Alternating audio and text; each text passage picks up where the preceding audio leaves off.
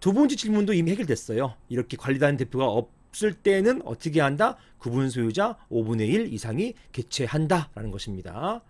반드시 관리단이 조직되어야 되는 것이냐? 관리단은요, 당연 설립이에요. 관리단은 지금 보시는 것처럼 이게 집합건물법입니다. 집합건물법 23조 넘어갈게요. 자, 23조에 보시는 것처럼 글씨가 작아서 잘 보이실지 모르겠습니다.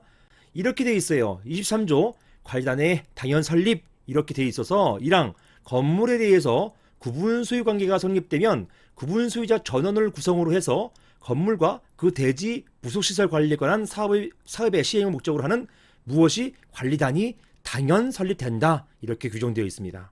따라서 관리단은 최초에 건물이 준공되고 소유권이 2개 이상으로 나눠지는 순간 당연히 존재하게 되는 것이에요. 따라서 관리단은 당연 설립되는 것이고요.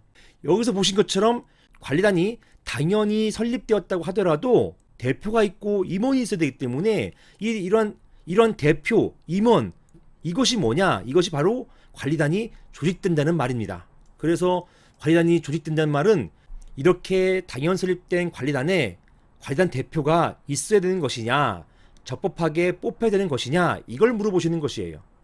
결론적으로 그럴 필요가 없다는 것이죠. 왜냐? 구분 소유자 5분의 1 이상이 관리단 집회를 열 수가 있잖아요. 그래서 관리단 집회를 열어서 거기에서 의결을 할 수가 있잖아요. 그렇기 때문에 이런 집회를 열기 위해서 반드시 관리단이 조직되어 있어야 할 필요는 없다. 즉 다른 말로 표현하면 반드시 관리단 대표인 관리인이 있어야 할 필요는 없다. 이렇게 보겠습니다. 자, 다음으로 이 질문을 주셨어요. 관리단 집회를 열었어요.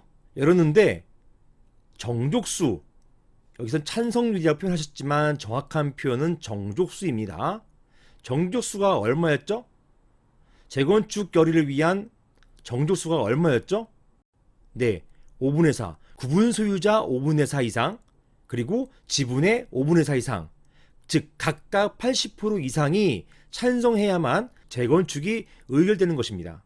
즉 재건축 결의가 가결되는 것이에요. 아까 보셨잖아요. 바로 이 조문입니다. 집합건물법 47조 제2항 구분 소유자의 5분의 4 이상, 의결권의 5분의 4 이상이 결의하면은 그 결의는 가결되는 것이다. 이 규정이 되어 있잖아요. 그래서 이 찬성률이 미달이 되었다면, 즉 80%가 안 된 거예요. 이런 경우 결국 다시 관리단 집회를 개최해서 나머지를 채워야 되는 것이냐, 다시 관리단 집회를 개최해야 되는 것이냐, 아니면 부족한 찬성 정족수를 채우면 그 채운 때로부터 되는 것이냐, 이런 질문을 주신 것입니다. 굉장히 중요한 질문이에요. 판례도 있어요. 결론을 말씀드리면 관리단 집회에서 부결되면 다시 관리단 집회를 개최해서 다시 가결되어야 되는 것이지 부족한 정족수를 채웠다고 해서 끝나는 게 아니에요. 재건축 결의를 위한 관리단 집회에서 만약에 부결되면 다시 이것을 가결하기 위한 집회를 또 열어야 되는 것입니다. 80% 중에서 75%만 찼기 때문에 5%로 채우면 가결되는 거 아니냐? 당연히 가결되는 게 아니고요.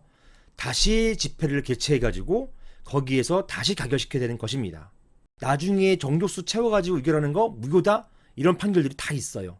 자, 이렇게 해서 첫 번째 질문, 즉 재건축을 위해서 관리단 집회를 개최해야 되는가요? 라고 하는 질문에 대한 일응의 답은 드렸어요.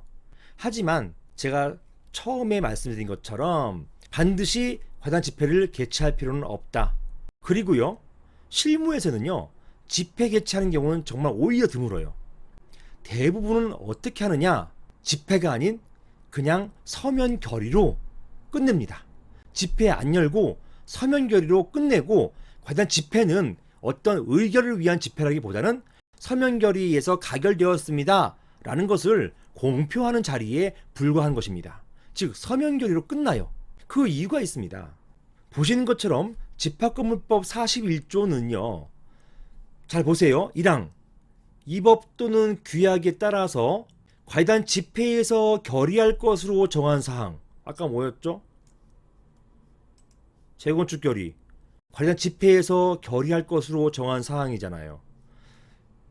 이렇게 관리단 집회에서 결의할 것으로 정한 사항에 대해서 구분 소유자의 5분의 4 이상 및 의결권의 5분의 4 이상이 서면, 이 점자적 방법은 뺄게요. 서면으로 합의하면 관리단 집회에서 결의한 것으로 본다, 간주한다. 무슨 말입니까? 관리단 집회에서 열 것을 그 집회를 열지 않고 서면으로 구분 소유자 5분의 4 이상, 의결권 지분의 5분의 4 이상을 받으면 굳이 집회 안 열어도 집회에서 결의한 것으로 간주한다. 이런 규정입니다. 더 쉽게 얘기하면 집회 여는 대신에 서면 결의하면 된다는 것이에요. 그리고요, 재건축 결의에 있어서는요, 관련 집회를 열어서 재건축 결의할 때 그 가결 요건이 뭐였죠? 구분 소유자 5분의 4 이상, 의결권 5분의 4 이상이었지 않습니까? 이것은 보시는 것처럼 서면 결의상의 구분 소유자 5분의 4 이상과 의결권 5분의 4 이상하고 똑같아요. 그래서 서면 결의해도 되는 것을 굳이 관련 집회를 열 필요가 없습니다. 이것 때문에 실무에서는 대부분 서면 결의로 끝내는 거예요. 서면 결의 받았으면 그냥 그 결의 가지고서 가결된 것으로 보는 것입니다. 그래서 질문 첫 번째로 돌아와서 재건축을 위해 관리단 집회를 개최할 필요가 없이 서면 결의로 할 수 있다. 그리고 실무에서는 서면 결의로 재건축 결의를 하는 것이 일반적이다. 이렇게 보시면 되겠습니다.